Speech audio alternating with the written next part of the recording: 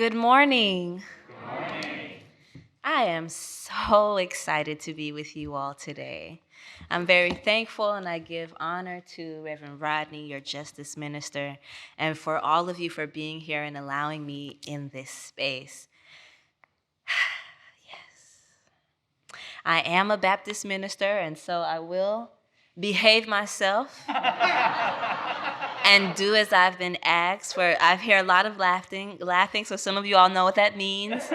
Some of you may not. That 30 minutes is a standard and down to less. So I will not hold you long. As a Baptist, I will do as I've been asked to do.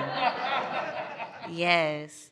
I'm just so grateful. Today, your theme is Only Justice Can Remove a Curse.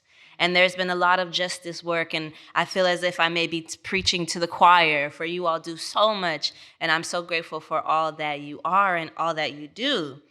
But while I was thinking about this theme, Only Justice Can Remove a Curse, a couple of words, 2 words stand out, justice and curse, right?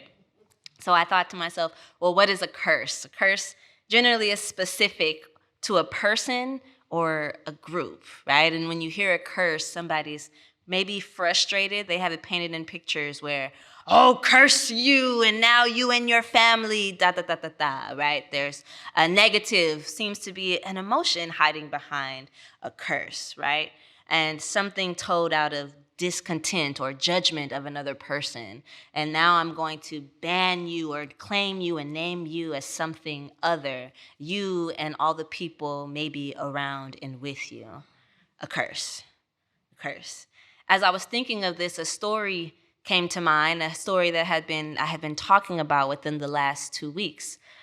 There was a gentleman who had been labeled a criminal. Yes, and he was on his way to die, and he was meeting with a master teacher, and this criminal, he was dying, and there were people around him saying, just judging him, giving him a death sentence, basically. And I wondered what his crimes were. Maybe he had stolen, maybe he had murdered someone, and that had given him this title of a criminal. But I wondered about his personal life.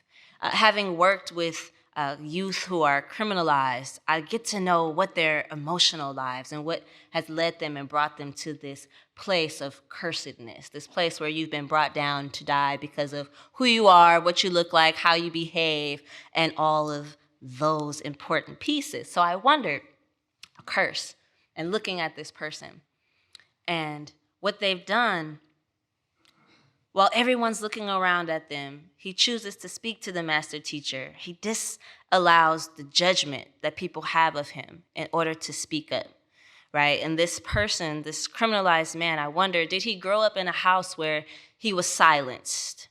Did he grow up in a home where around the dinner table, adults were talking, but this person wasn't able to speak up? Did things happen and they weren't allowed to join in and talk about it? Were they moved to silence? And did he learn then not to open his voice and speak when things were upsetting him? No, open his voice and talk about when he was angry, open his mouth and speak when things frustrated him? Was there room made for this person? Was there room made? And I've come to find out that when there isn't room made, emotions, angers, and frustrations get locked up inside of our heads. They get locked up inside of our minds, and we start to act in ways that are a bit passive aggressive, right? And we start to do things that are a bit offshoot instead of direct. And that gets us into trouble. Our communications start to fail. We kind of just do things that aren't directly what should be. And so we get in trouble, and it can lead us to isolation and loneliness. And what do you do with that? What do you do with that? You may end up stealing because no one's hearing your inside screamings. And my grandmother told me once, if you steal, you'll kill. If you lie, you'll steal. If you steal, you'll kill. And then you're cursed. Then you'll be sentenced to a death sentence. Then there's a look upon you as if that's what you'll always do and that's what you'll always be, but it's because of something unnamed. And so if there's anyone here thinking about themselves. There's an idea in this story also. The criminal asks this master teacher to remember him. And he said, remember me. And in remembering those who we serve, those who have been criminalized, those who are cursed, those who have the curse over their lives, let us remember them. Remember who they are. Remember what their lives may have been like. Remember what keeps them bound. What are the things? What is it in their mind that went unaddressed? What are the needs that went unaddressed? What are the hurts and the pains? And while we're looking at them, I'm encouraging all of us to remember ourselves.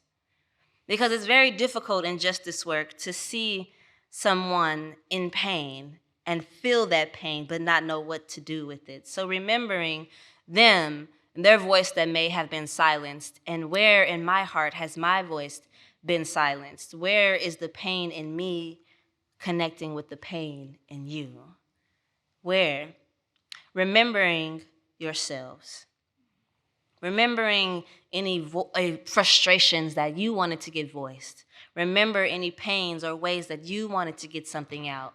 And being gentle, that way you can move forward in your justice work. So you can sit with somebody and not feel the pain. So you can understand why I'm helping feed someone. Because there was a time in my life when I was hungry. There was a time in my life where I maybe just didn't speak up for the things that I needed. Why? Remember yourself and remember others. Working out justice and dealing with the curses of life, it takes courage. Am I wrong? It takes a lot of courage to look at the way the world looks. It looks pretty hopeless. We're living in a world that surely feels hopeless and surely feels like there's no justice and surely feels like everything is cursed. But courage is needed for our journey. And if we can find courage to look at ourselves and look at others in a way that disallows judgment and we can see a person for who they are, we'll be better off in our practices of love. We'll be better able to stand and see one another. So I'll share with you all a prayer of courage. As you listen, think about what may stand out to you, what may hit home for you. And I invite you to hold on to these words as you go. Howard Thurman said, I need courage. The concern I lay before God today is my need for courage. I need courage to be honest. Honest in my use of words. Honest in accepting responsibility. Honest in dealing with myself. Honest in my relations with God. See, I need courage to face the problems of my own life, the problems of personal values. They are confused and they are often unreal. They are too exacting for comfort.